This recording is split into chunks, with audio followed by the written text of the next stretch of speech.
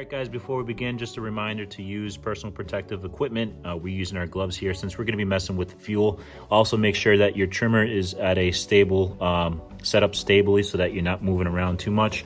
We have our Echo UCAN maintenance kit.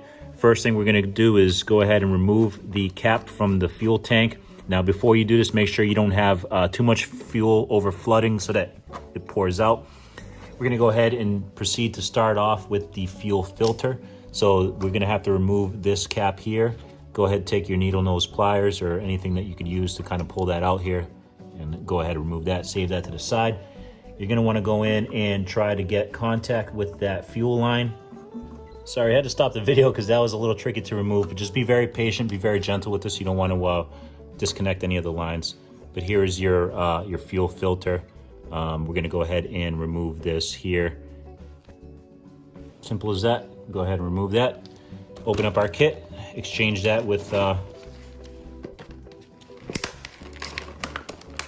one provided. Everything here is included. You get your spark plug, your air filter, and your fuel filter.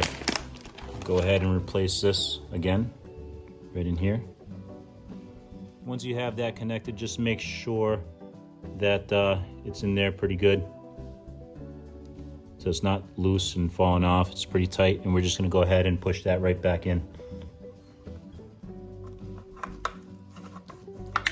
We're gonna go ahead and reinstall the gas cap. Just gonna go ahead and bend this real quick, a little bit, not too much, just make sure you're able to get it in there, of course. Go ahead and push that in and reinstall your cap, simple as that. Next, we're gonna go ahead with the air filter. We're gonna go ahead and just unscrew this cap here.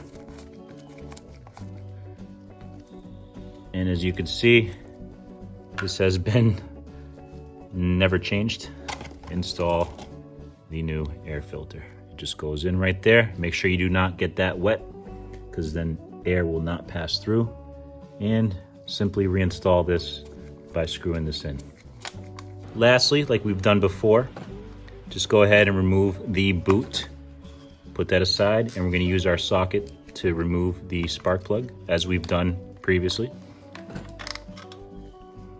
Put that aside, dispose of that properly, and we will go ahead and use the new spark plug. Make sure you get it threaded correctly. You don't want to strip those threads. Perfect. Reinstall the boot, and we're good to go. Simple as that.